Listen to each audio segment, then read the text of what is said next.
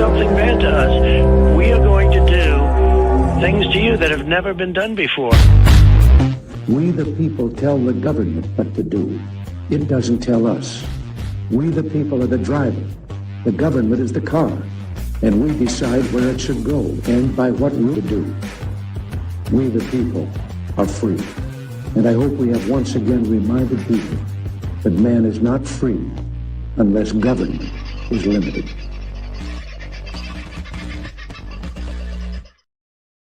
Well, good morning, folks. How are you? I know, a bit weird having shows in the morning. I don't know. Do you like shows in the morning? I've got to be honest. I'm much more comfortable doing shows very early in the morning than I am hanging around late at night. And life sometimes gets in the way during the day, which makes it difficult sometimes at night to get everything I'd like to get prepared for you prepared. So sometimes I'm thinking we might be doing these shows in the morning a bit because I'm a lot more awake. Comes from 30 years or more of breakfast radio announcing and playing around like that. I'm used to being, like this morning, eyes wide awake at 4:10. So happy to be here and play around if you are. And look at you, you bunch of little early birds, you. Sandy, God, love you, woman. How did the surgery go yesterday? Did everything go okay? Pardon me. I hope it did. I really hope and pray that everything went okay there. I know it's sort of a very big surgery. Sandy at the Donkey Sanctuary, of course, if in case you weren't aware, one of the donkeys had to have an eye removed yesterday by a vet. There was an incident. Obviously, they tried very hard to save the eye, but it had to be removed, and another expensive vet bill. Hence, you could help them by buying a ticket in our lottery. Only $2. Go to merch.vofhq.com and click on the Sanctuary link there, and you'll be able to buy a $2 ticket to win yourself $750 or a 1 gram bar of Ainsley minted bullion. It's a beautiful little bar. I'm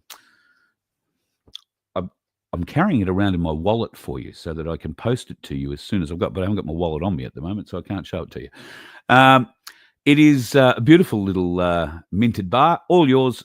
We're not going to call it second prize because I think a lot of people would not agree that a bit of bullion is a second prize for anything. And at the moment, I think they're worth just under about $200. But, well, let's have a look, shall we? Because silver has done some pretty good things over the last day. So has gold. Jumped up another 100 and something odd dollars, $5,206.17 for the spot price of gold per ounce. And here is some encouraging news for silver stackers, 58.92 currently. It's also interesting to note platinum has kicked through the $2,000 mark. It's sitting at $2,088.88. Also another very good investment if you are looking to get into precious metals. Ainsley Bullion, of course, got a new office open on the Gold Coast. Brisbane and Melbourne have been going, for over 50 years. But the new Gold Coast office has only been open a week and a bit now. And I believe last week was a very successful week for them. They had a lot of people coming in and checking out the new building and obviously picking up a little bit of bullion. And I would encourage you to do the same if you want to go in and say good day to James and the team and check out. I'm going to go in the next couple of days. I think I may have tried to show you a picture of a 10 kilogram silver coin with a beautiful snake. You know, it's the Year of the Snake coin, but it's a 10 kilo silver coin that they have in at the Ainsley Bullion office in a display case. And I've been given permission to go in and handle it and to actually show you the dimensions of this thing. It's absolutely staggering and a truly magnificent thing to look at. If you had to spare $25,000, that's what it'd be worth. But don't go and buy it before I get and take some photos of it, will you please? Do us a favour. 2400 Gold Coast Highway is the address of the Ainsley Bullion Shop, where you will find that magnificent coin and just about everything else you could ever want from a bullion dealer. They're right above Woolworths on the Gold Coast Highway there, on the corner of Markiri and Gold Coast Highway, 3rd floor. Go in, see James and the team. They will look after you. And I promise I'm going to get in there, hopefully in the next few days, to get a photo of that coin that's much better than the one I took a couple of Fridays ago. And I did, I think, try to show you, but there's a light reflection right through the middle of it. So, yeah, no fun at all. What else is going on? Who else is up early this morning? Macca, lovely to see you. G'day, Chris. Dusty. I hope things are. It'll be bloody cold in your part of the world. It's been reasonably chilly here, but I imagine Tamworth Way it's very much like that. There we go. Somebody likes these. So somebody likes the earlies. I'm up for the earlies. I reckon I can probably swing something like that in the near future. Or we go to doing maybe an early show and a shorter late show. I don't know. I'm open to suggestions. Please let me know. Very keen. Carl@vofhq.com. Zippy, morning to you. G'day, Paul. Lovely to have you around. Would you like to... what time would you like to start it, mate? I'm usually good from about 4:30 or 5 o'clock, but, sometimes I do have a sleep in. It's only when you people keep me up and I don't go to bed until, I don't know, midnight or something like that. You might find that I'm hard to wake up before 6 o'clock. But after that, I'm usually pretty much wide awake. Redneck, nice to have you. Morning, brother. Margot's out of bed. Oh, Gay, you'd be liking this. We're sort of in a time zone for you at the moment, which would be sort of working, I hope. I trust you are going well. You love it when I wet the bed. I've never had a woman say that to me before. Yeah, just say. Don't love it. All good. The surgery went well, Sandy. I'm really pleased for that. That's excellent. 3:40 in Oklahoma. That's a much more civilized time of the day for you, isn't it, Gay? All right, well, I'll take that into consideration. Maybe you can get a few more friends in Oklahoma to listen in, we'll get a little American crew going. Although, I must say, I don't know what I've done. Oh, I suspect I know what I've done. But in the last few days, I have been hit with a lot of American friend requests in Facebook. So, Facebook for me is probably not what it once was, for instance. I don't treat it with much respect, I'll be honest. And people have caught me on the street and said, I put a friend request into you ages ago and you never replied. That's because I have about 1,000 or more bloody friend requests in there. And while it's very easy for me to say, oh, look, I can add another 1,000 people to my followers, I'm not about adding numbers. I'm about adding quality. And a lot of the people, I believe, who friend request me are not looking to be friends. They are looking to try and get something on me. I don't have to look terribly hard, but why make it easy for them is my theory. So I have a little bit of a screening process that I go through when you friend me. And if I don't know your name from these lists, and I'm not saying that I know everybody that turns up in the chats, but if I don't know your name from those lists, or I've never heard of you before, and I just get this weird request, I'll have a look and see what mutual friends we might have, and get a bit of an idea of where you sit. And if you've got a closed profile, I won't look at you and I won't accept you. I get a lot of people or a lot of friend requests from people who have no history on Facebook. All of a sudden, they've got 3 posts and they go back 3 months or something. So I don't accept any of those. So if you are desperate to be a friend of mine on Facebook, email me, carl@vofhq.com, and I'll go and find you and click you in if that's the way you would like. But look, all I do is post shit up on there anyway. I don't really... I try and post some information that would interest you, but it's more there as a guide. Go and read this or don't. If you want to see or get a bit more in depth, then the show is probably the better place to do that, where we can talk about certain things. And we're going to talk about the spicy cough a little bit. There has been a new report has been put together, and I've got to say it's considerable. Now, I'm going to post a link up in the chat right now, and if you want to, you can go and check out that report. We'll talk about it in detail in, just a minute or two.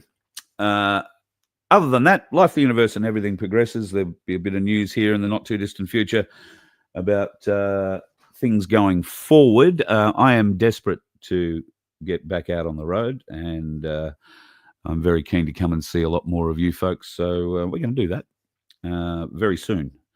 That probably is going to require us selling a few more tickets in the raffle, can I just tell you?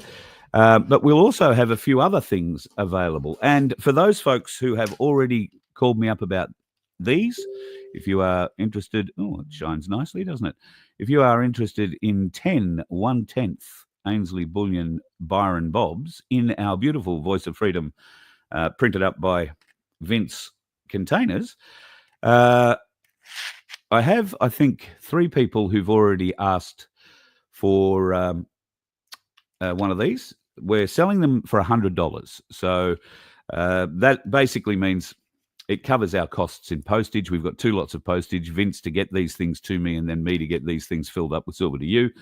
And Vince's cost in printing these things out on his machine and all that sort of stuff. But the good thing about it is that, well, the spot price for silver at the moment is about $60, and it's only going up. So look out for that, folks. It's available to you right now. If you want to email me, carl@vofhq.com. I have 3 or 4 people who've already put in orders. Vince is sending me, I think, 4 or 5 of these in the mail. I should have them in the next few days, and we'll be able to reach out to those folks who've already said they'd be prepared to buy and would like the Byron Bob pack. We'd love to do that. And Vince has given me a little bit of an idea, which might be a bit wankerish at the end of the day, but I'm going to sign the back of them and number them. So we don't know how many might go. You might get 1 of 5. But if that's the case, it might make it a little bit more special somewhere down the track. And I've got to say, most of the people who've actually reached out are collectors who are interested in keeping something that's a little bit novel and has a bit of value in it. And of course, should the world go to shit, those 1/10s are going to be gold. You'll be able to walk in and pay for stuff with those rather than having to take in a 1 kilo bar and cut a sliver off it, get somebody to weigh it up and see how much that works. I don't think it'll work like that, but much better to have a Byron Bob. So if you would like, then please email me, carl@vofhq.com, and I'll put your name on the list. We'll get a set of those out to you in the very, very near future. Vince's printer has been working overtime at the moment, so he's doing pretty good. Dusty, flood coming, you reckon? We do have some pretty shit weather for the rest of this week. It's pouring, as you say, in Tamworth. We had a lot of rain, and I'm just looking out now. The sun's coming up. It's a pretty shitty day out there at the moment too, by the look of it. Misty and, well, it reminds me of Melbourne looking out there at the moment on a winter's day, you know, where the rain just sort of hangs in the air. It doesn't really fall. It's just there. Yeah, that's what I'm feeling about. You do share with a few Okies gay. Thank you so much. I really appreciate that. They probably can't understand me, can they? I've been told a lot of people have trouble with Australian accents. I would hope mine's not quite as broad. I mean, I'm not Dwayne, for instance. Although we will have Dwayne on in the not too distant future. I did tell you that he hurt himself, I'm sure. He was involved in a car accident and required knee surgery. Only minor knee surgery at least, but I haven't spoken to him. I'm about to give him a call to see if he's up on his feet again yet. Baz, nice to have you in town, mate, and good to be up early in the morning. Good morning, Suzanne. You'll be chilly down in Taswegialand. Oh, or in New Victoria. Oh, no, school kids. I wonder how many people are going to leave or pull their children out of school now in Victoria. Yeah. My God, the things that that state is doing to the people of that state. Mind you, the federal government is going to start doing it to all of us very soon. You're right about that, Baz. We'll talk about what the federal government are planning real soon. Nearly $60, and I'm waiting for it to pop that. And in fact, I was speaking with Katrina at Ainsley in Brisbane yesterday. We're thinking about hitting the road again with Ainsley as well. They want to go out and share the good news with you folks about bullion, and they've asked if I'd like to go along with them. And I said, bloody oath, I would love to. So keep an eye out. We're going to be doing a fair bit of travelling in the next 3 months. I probably won't be doing all of it in the bus because it's just far too expensive to drive the thing from one end of the country to the other in the time frames that we're requiring. Unless, of course, I happen to win lotto, which will be pretty difficult because I'm not allowed to enter ours and I don't enter the other ones. So not going to be able to do that. We will just see. Sandy, thank you so much. I just saw your thing. Love you much. The Donkey Sanctuary is going to get one. Love your work. The Donkey Sanctuary. Look, I found my I Love Donkey sticker yesterday. That's now on the front of the bus. So life, the universe, and everything will go well. If you would like to catch up on this little journey that Ainsley Bullion and myself will be doing, then send me an email. Let me know where you are, because we're in the process of putting together a run now. Now, the run initially will be Queensland, I think, Victoria, South Australia, and parts of New South Wales.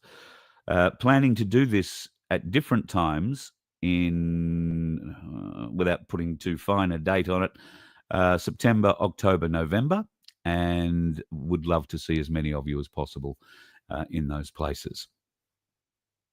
Oh, Baz, you're on your way out of Victoria? Well, mate, look forward to seeing you up here. It will get a little warmer and a little less looking like Melbourne out there, I'm sure, as we get closer.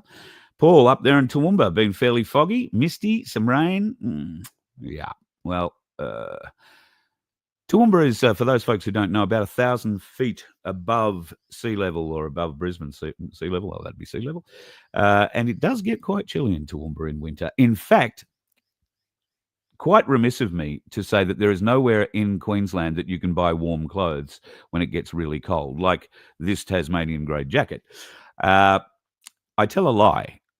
There are places in Toowoomba where you can buy stuff that they must get sent up from Victoria or New Zealand or somewhere where it's much colder.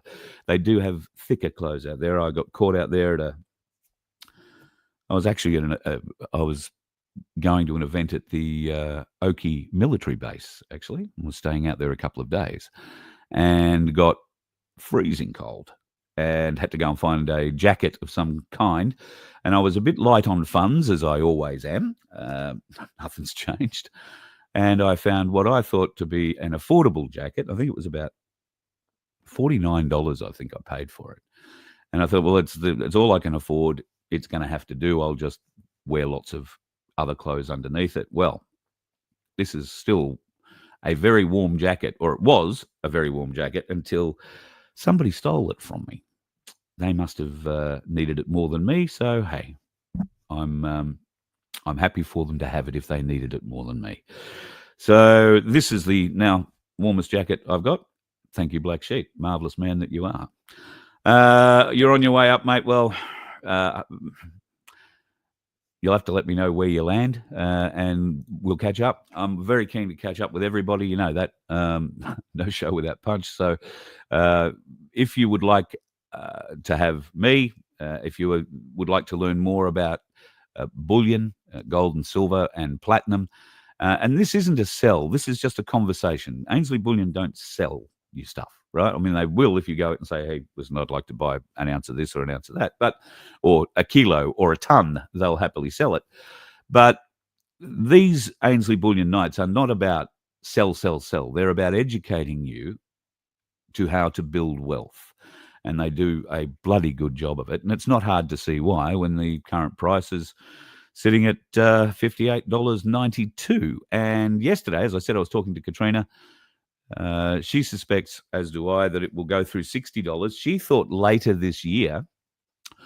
We're still, a little over $1 away from $60, but it has been in the $59 range. And if you go back and have a look at the history so far this year, you'll find that every time it goes up, silver falls back, but it doesn't go back below the level it was at its lowest previously.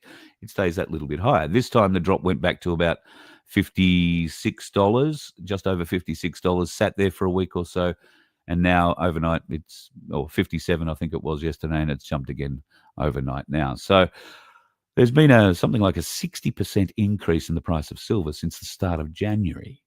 Now, if you'd invested in January, you're 60% better off.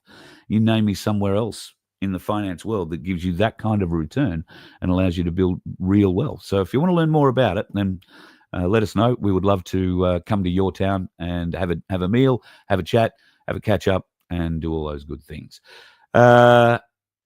including Dusty, your town. I think I'm very keen to come your way. Always have been. Well, I haven't been there. Geez, it must be 20 years since I've been. Dusty, I think, lives in Tamworth. So, yeah, Been a long time since I've been there. All right, let's get into it. The federal government, federal government, they're having this little conflab this week where they're trying to screw the Australian people more than usual, and it's all about how to raise money. They're going to bring back the death tax, folks, or inheritance tax, or both. Have absolutely no doubt. Some of the calls here are quite staggering. The government is having this round table sort of ideas fest where they're going to try and figure out new ways of taking money from the people. Some of these aren't new ways. What they're going to do is go back to the old ways. And one of the reports suggests a 2% wealth tax on people who are worth more than $5 million could raise $41 billion a year. Now, if you happen to be wealthy enough to have over $5 million, now that you might have a property that's worth $5 million. That'll count, right? You may have no cash. You may be absolutely piss poor and broke, but you may have assets that value over $5 million. You're caught. They're going to get you. But don't worry.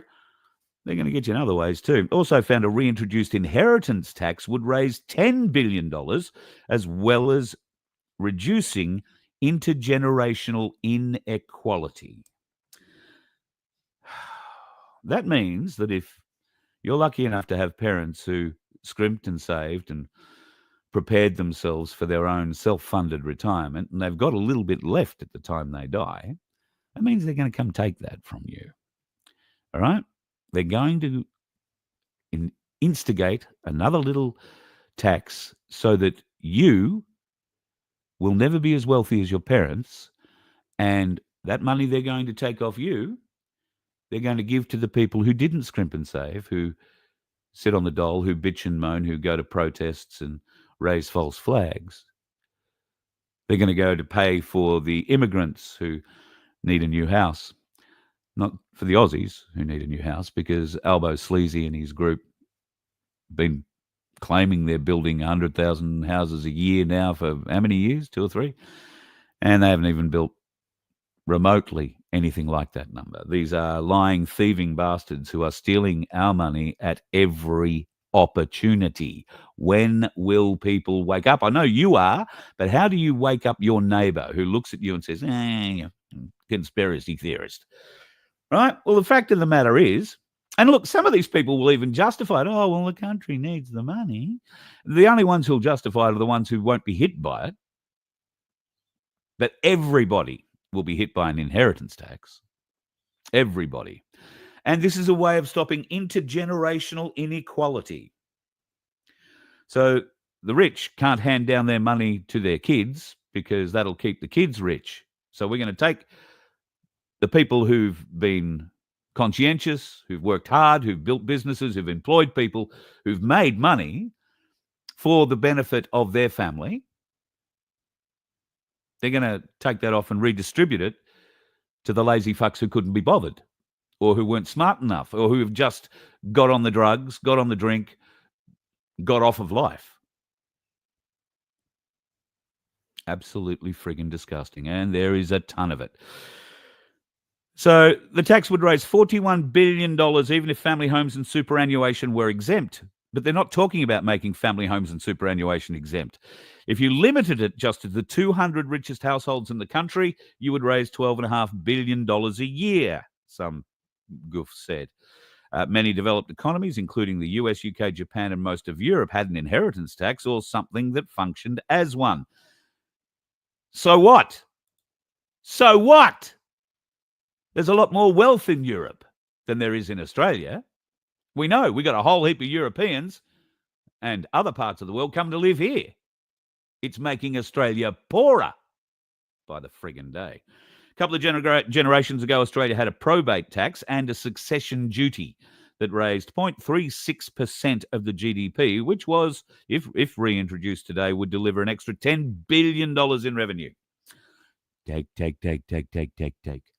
Folks, if you are of an age where you have saved and you have saved a nest egg that potentially you are going to leave for your family, the government is coming for it. You need to get it out of what little plastic money or pretend paper bank that you have it in and stick it into something that is a little more able to hold, a little more intrinsically valuable than the piece of paper, the IOU that you have for the money they say you have in your accounts. Get it out, turn it into gold and silver as fast as possible, because they're coming for it. And they find it hard to come for your gold and silver because, well, I sold it. I gave it away. Oh, shit. I've got Alzheimer's. I forgot where I buried it.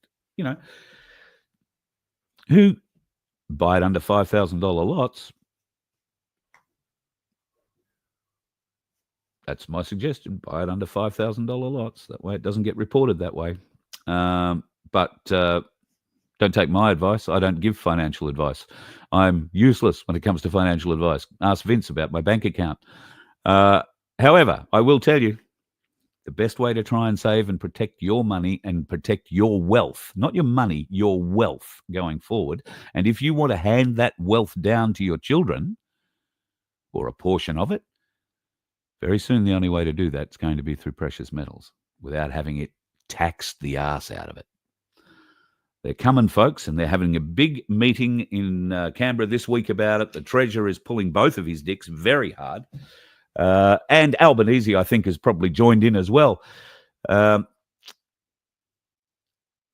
have these little fests at the moment because they're making it very difficult on themselves on the international side of things to make friends. Donald Trump will have nothing to do with Albanese. That is because of the crackdowns on free speech that Albanese and his Labor arsehole mates are planning for this country and have executed over the last 6 months or 8 months since, well, late last year. They've been trying to ram through such outrageous laws that would infringe upon our freedoms in such egregious ways that America has stood up and taken notice, and Donald Trump in particular. He is all for free speech, unless it's about the Epstein files, I guess. But he's all about free speech. And governments that are stifling that are not welcome in the White House. They are not going to be given beneficial trade deals. There will be repercussions. And he has stated that on a number of occasions. Now, Albo Sleazy is one of the few third world leaders in this country, in this world, third world leaders. He is a third world leader, have no doubt. I mean, we're probably a first world nation, but he is a third world leader, a corrupt asshole who does nothing but figure out how to drive us closer to communism. And he has got the blessing of 26% or less than 26% of the people here in Australia to do that. How is that right, folks? How is that right? How is that allowed? By any measure of fairness, how does a bunch of corrupt assholes who can't get 26% of the Australian vote in total become leaders of this nation? Because it's so rigged, so corrupt, and the Americans know it. Kash Patel and Pam Bondi are working pretty hard at the moment. They are finding all sorts of things out, apparently, and new details have been discussed or found out about the private email collection from Hillary Clinton, this time discussing uranium deals with Chinese officials. Now, you might remember back when she was Secretary of State, Hillary Clinton did a deal with Russia. Russia! And she did this deal under the table. The US people knew nothing about it. Obama knew about it, but nobody else in the administration knew about it. Hillary did a deal with Vladimir Putin to sell them American uranium for enrichment. Now, that's treason, given American laws. That is treason, aiding and abetting the enemy. Selling them the material that they can develop into nuclear weapons. Even if they didn't develop it into nuclear weapons, it's still illegal for them to sell it to the Russians, even if they're using it for medical use. And they sold a lot of it. I want to say they sold over a quarter of the US. No, it's not really a stockpile. They do mine a little bit of uranium in the US. They sold, I think it was over 20% of it to Russia quietly. Got paid. Don't quote me on it, but I want to say from memory it was over $100 million that went to the Clinton Foundation. It didn't go to the American people, but I'm pretty sure it was sent to the Clinton Foundation or one of their offshoots from memory. I'm sort of stretching it back because this is stuff that came out 3-4 or more years ago, and nothing's been done about it. Except she did get hauled in front of Congress over it, you might remember. And Trey Gowdy, I think, was asking a lot of questions of her at the time. And, of course, we are looking forward to the Clintons coming back to Capitol Hill and answering questions in front of Congress in the very near future. Now, Albo Sleazy, I mean, we know what sort of an idiot this human being is.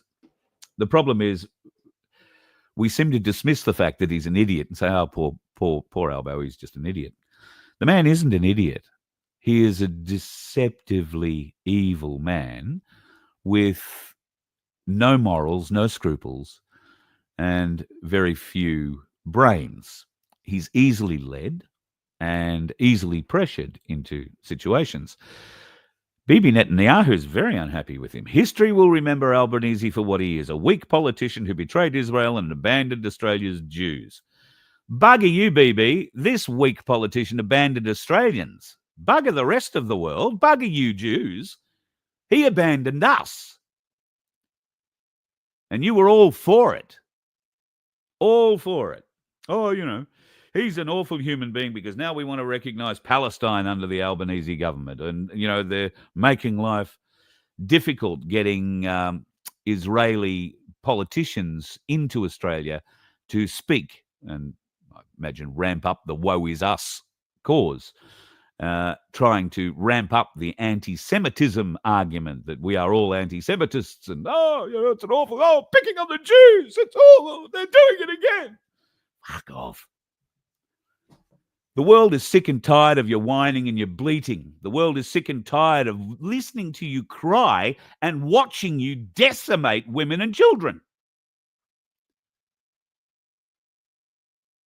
And you think that's okay. It's all right. Trump's going to move all these people to a beautiful new place. Heaven, I guess. Because there's nothing left of Gaza. Those people who are living in those ruins aren't going to be allowed to stay there. The Jews are going to move in. Lock, stock, and tank. Take back the whole lot. And Donald Trump's, yeah, we're going to move them all. We're going to move them. Beautiful new place. Beautiful new place. It reminds me of what they said about our Australian Aborigines back in the 60s. Oh, we're going to take you off the land, move you to Perth, move you to the city. You'll be great. You'll love that. How'd that work out? It's disgusting. Absolutely disgusting. But woe is us. Anti-Semitism, this, we're always being picked on. We're always being picked on. Well, if you're anything like Avi, you're telling friggin' lies. And you do tell lies, baby. Let's go back into it. The burning of the Adas Israel synagogue in Melbourne is an abhorrent act of anti-Semitism. Except you bastards arranged it. Your secret intelligence service arranged that fire, that burning, and quite a number of other false flags to ramp up sympathy for the Jewish nation in Australia. Bugger your sympathy, you tell lies. You steal Australian passports and you put your assassins on them, send them into countries to murder people on our passports.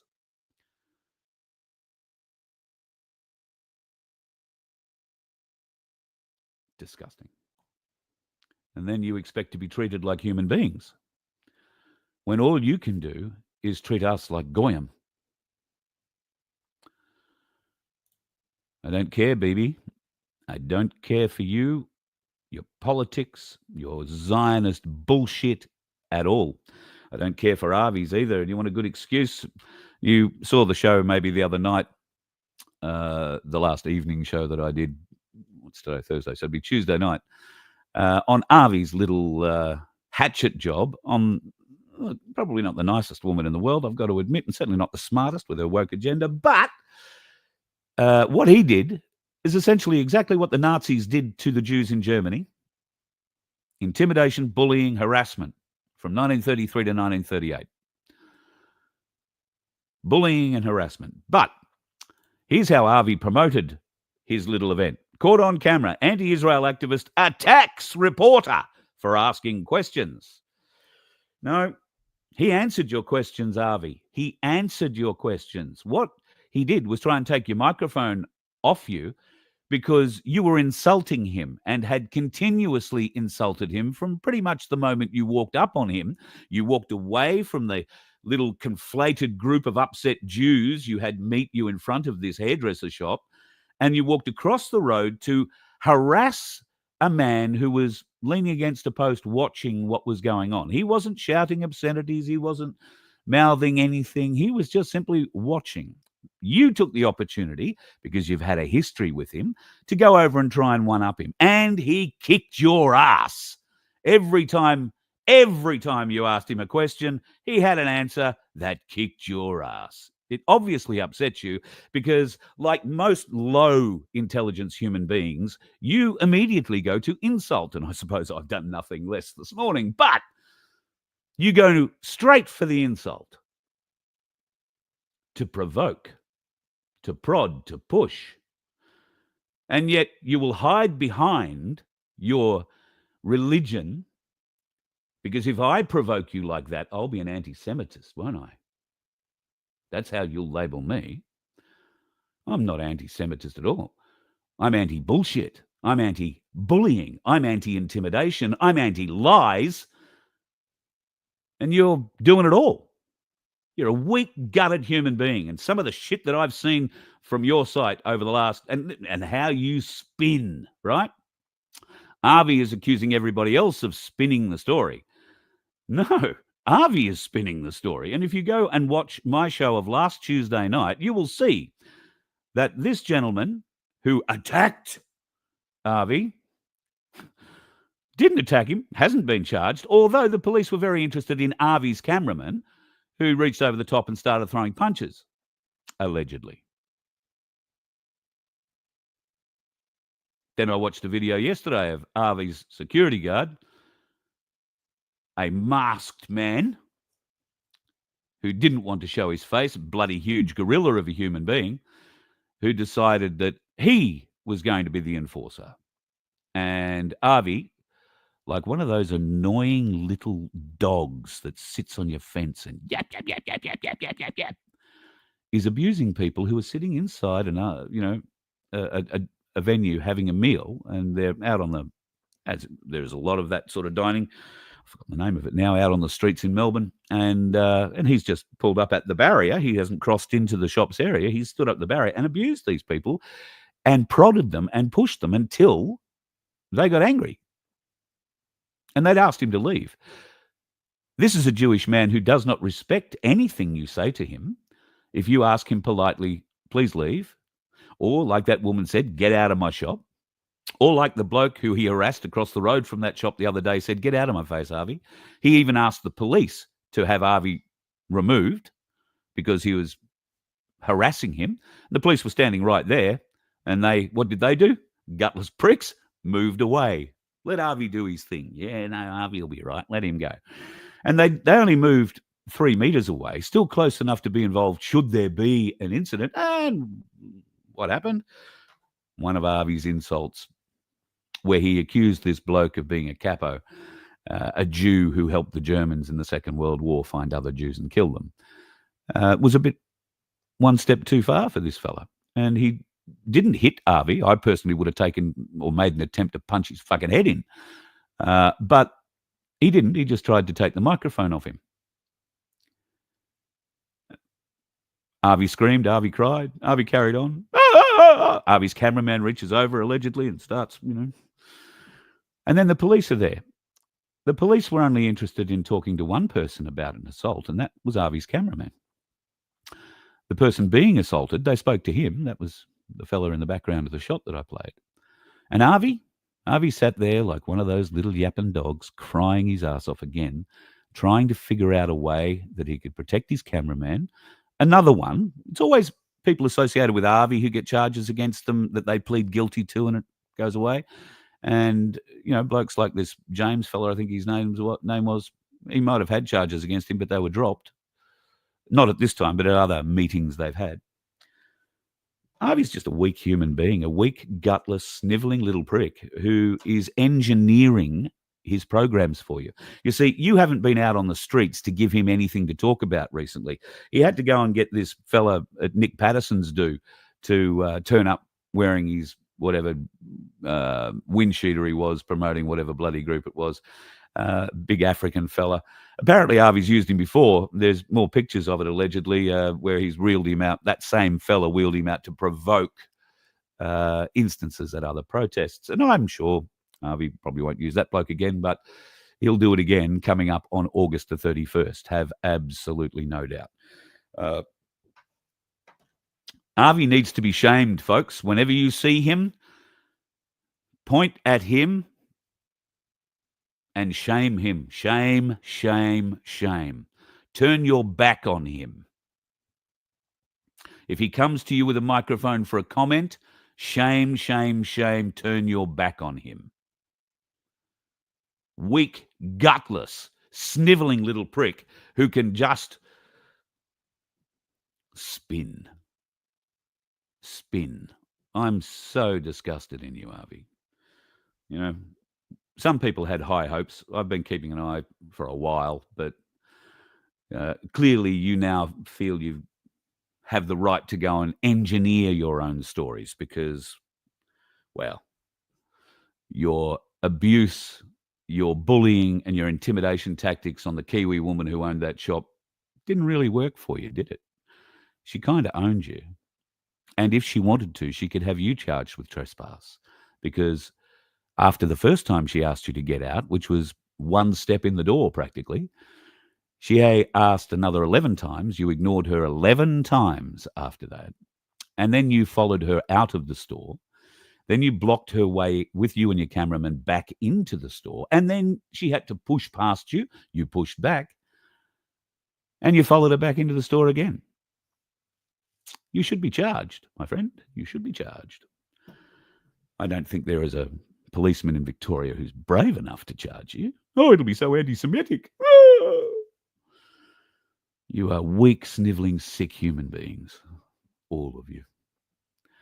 Associated with that and the little band of merry Jews who turned up and decided to emulate Hitler's crew out of World War II. Congratulations to you. Is the irony lost on you, what you've done? You've shut down a woman's business. You've driven her out of business. I'm sure, should you find out where she lives, you'll drive her out of there too, unless she actually owns the place. Apparently, she had to be driven home by police, and police took her car and drove it via Cretaceous route and took it back to her later. Because there are so many of these snivelling little kikes who want to run along and, oh, let's get her. Let's get her. The irony that you are persecuting people the way that you claim you were persecuted is lost on you. You are sick people. Hugely sick people. And I don't condone that woman or her actions at all. I certainly don't condone the wokeness of the business or anything like that. But there is a way and a mean of dealing with people. And telling lies, provoking, being aggressive, intimidating, and bullying people isn't the way to do it. Unless you're Jewish, obviously, because then you have a free rein. You can say and do whatever you like because you're Jewish and it'll be anti-Semitic. I can tell you, folks, there's going to be something big coming. And it might shake the Jewish world pretty solidly.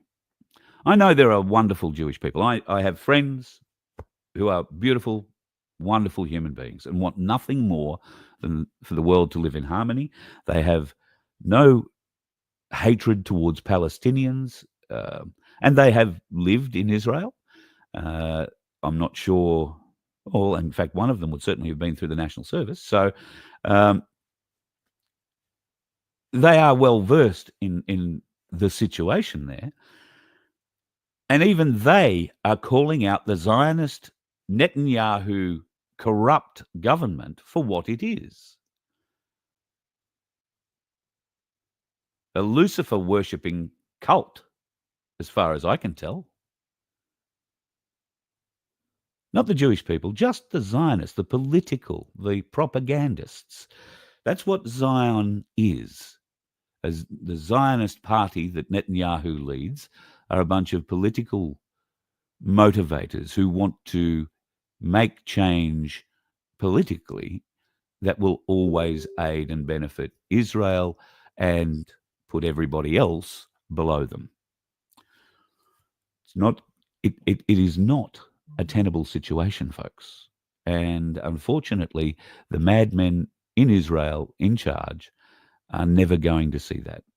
And one could argue, given Trump's support for this whole process, that he's not seeing it either. There is something else in it. Maybe that new place he's moving all the Palestinians to, it'll be big, it'll be beautiful, they'll love it, it'll be wonderful. It just won't be their homeland. I don't know, folks. Pretty sure. What the? You're heading in for your surgery this morning. All right. For folks who are on the Sunshine Coast, Greg, what his name is, Greg, is going in for surgery this morning. He had a CT scan the other night. So, brother, all the best for you. And I'll be trying to reach out to you at some stage today, or reach out to me when you can. So looks like you wouldn't mind a visitor or two. SCU is the Southern Coast University Hospital. For those of you that don't know, room 4C24, room 24. I don't think people can ring up and find out how you are under the name What That, and I'm not going to tell your whole name, Greg, probably because I can't remember it all more than anything else, but it wouldn't be good form anyway. What we will try and do, though, is I'll try and ring at some stage and see whether or not I can get put through and get a hold of you, mate. So best of luck for it, brother, and my prayers with you. I know it's a pretty reasonable size surgery, so all of our family are praying for you and praying for a speedy recovery, and that this isn't too much of a setback for you at all. So love you, brother. You keep your chin up, and we'll try very hard to get a hold of you later today or maybe tomorrow. But certainly I'll be trying. I don't know that I'll be able to get through, but I'll make every effort. I'm not sure that I've actually got your direct phone number. I might. So I'll see what I can do about that. But certainly feelings, thoughts, and prayers are with you today, brother. G'day, the Bear is in the house. For folks who are interested, Clayton Bear is very well named. And Clayton and I will be attending the march in Brisbane on the 31st of August. And so will a few others of our group. We are attending to keep an eye on the people who want to make trouble. It's not so much going for the protest. I'm going more to cover what happens than anything else.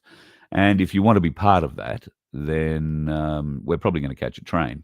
And I'll catch one from the Gold Coast. So if you want to meet on the railway platform and come with me, who knows, I might give you a camera to hold as well, because the more eyes we've got watching the bastards who are going to try and disrupt these events, the better. I think in Melbourne, Melbourne stands a pretty good chance of blowing up, and Sydney, to a certain extent, I think stands half a chance of blowing up. For those of you that are interested, Beck Freedom did an interview, a pre-recorded interview yesterday with Ben Fordham, and I spoke to Beck for some time after she'd done that. A pre-recorded interview is always difficult unless you are recording at your end as well, because these bastards are very good at editing and changing a narrative or making you say things or sound like you're saying things that you aren't really saying. So it'll be interesting at some stage, possibly even right now. The interview will be going to air on 2GB. It will be out on social medias, you can guarantee, by 10 o'clock this morning. In fact, I would be amazed if it's not out well before then, because this is the kind of story that 2GB, the salacious bullshit they like to play around with. Interestingly, during the conversation with Beck, you would have thought that they'd bring up the most recent conversations that have been aired, that she's been part of, that have shocked people and whatnot. These have been aired out of context, may I add. And, well, I'm not going to make excuses. He didn't touch on any of those. What he did do was go back into some of these Twitter spaces from months and months and months ago, so over 6 months ago, and pulled out a grab from that and tried to trip her up with that, I believe. So we'll see whether or not that works. I'm pretty confident that Beck held herself pretty well. I'm really looking forward to hearing this. Unfortunately, like, most people in the mainstream media, Ben Fordham makes noises like he's actually on our side, but when given an opportunity to prove it, sadly displays his Freemason love at every opportunity. And I think we'll see that again today to a certain extent, but I think Beck's smart enough not to have got herself in too deep. And at the end of this interview, apparently, not that you will hear it in the edit, but Beck apparently said to him, look, would have been nicer if we could have talked about August 31 rather than shit that's, got nothing to do with that from 6 or 8 months ago. And he said, oh, well, Beck, you've got to be accountable for your actions. You've got to be, you've got to be. Well, okay. Her actions are putting up an event for March 31 in Sydney. Not whatever she said in a Twitter space 8 months ago that was taken out of context, which I believe is exactly, well, I don't believe, I know that's how you edit. You pull sentences, sometimes words. You can rearrange words literally if you want to. It can sound a little choppy, and what we call choppy if they're not the right intonation, but if you've got enough audio of somebody talking, odds are they've said those words a few times with different intonations, and you just grab the one you want and throw it in. I shit you not, it happens. And it happens a lot in big talkback radio stations because they are trying to engineer an emotion in you so that you pick up the phone and call them to share that emotion. That's what they do. If these talkback radio stations couldn't motivate you with their stories to pick up the phone and call them and complain or offer a congratulations, depending on what the story happens to be, then they would have no business plan. All right?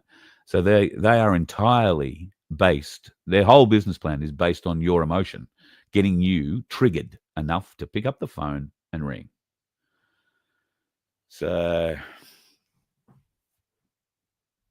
bugger them. Bugger them.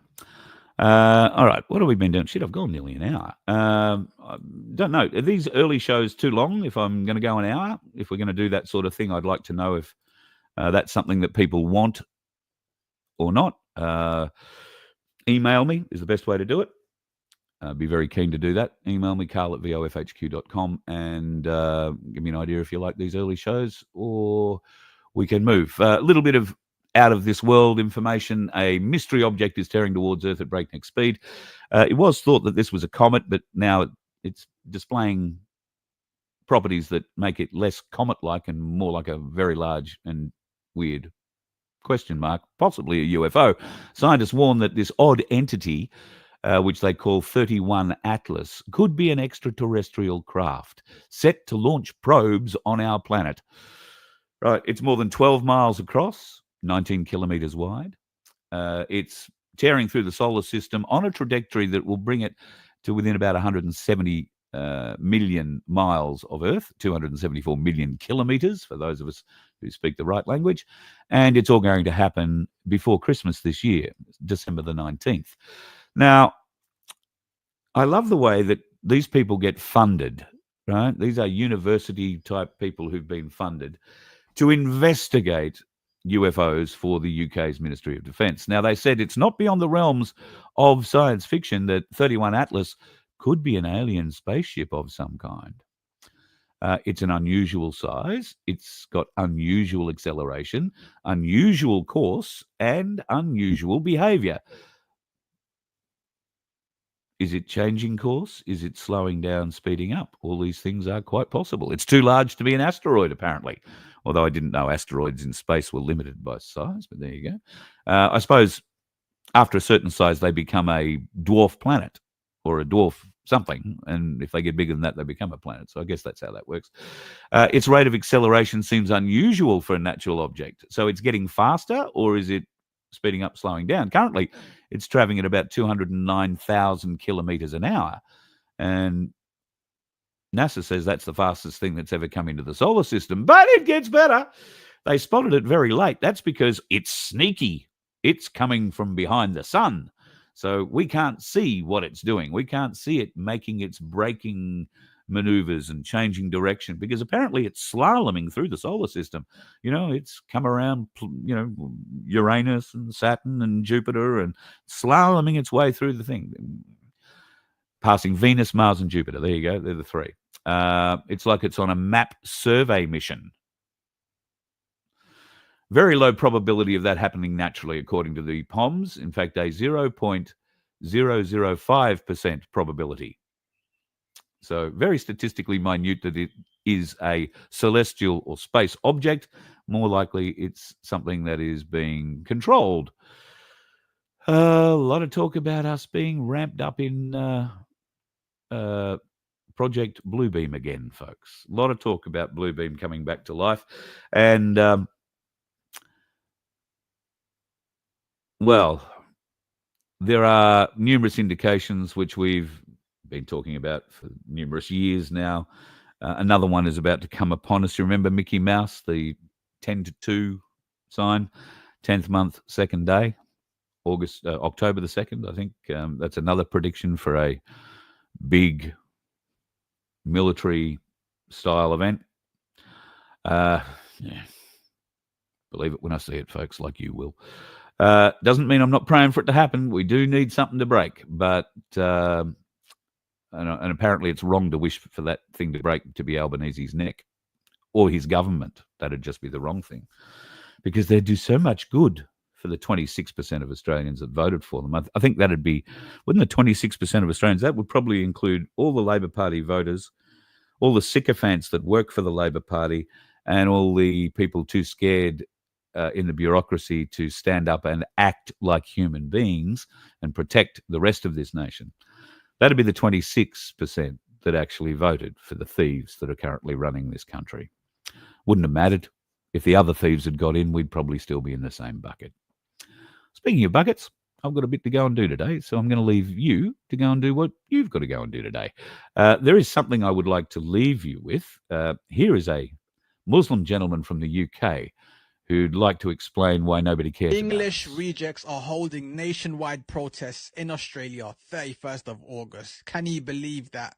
Immigrants complaining about immigration. And there's a reason why I said English rejects. That's what the white people in Australia are. Whether you agree with me, whether you don't agree with me, that's what you are. You guys are English rejects, got sent over there far, far away. That's how you know you guys are rejects. The English people back in the days kicked you guys so far they didn't even want you guys anywhere near the real English people. You know what I mean? Because you guys, your ancestors, are all criminals. That's why they got kicked out. You know what I'm saying? So listen. I don't want to hear this about we want to stop immigration. We want our country back. I've got one word for you. The Crusades.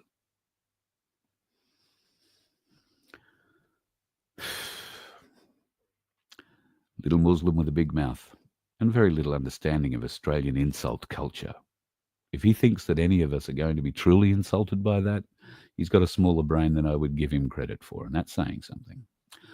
However, should he like to learn about Australian insults, then it's quite possible I might send him Harvey's video so he can get a bit of an idea, because That's the lowest form of intelligence.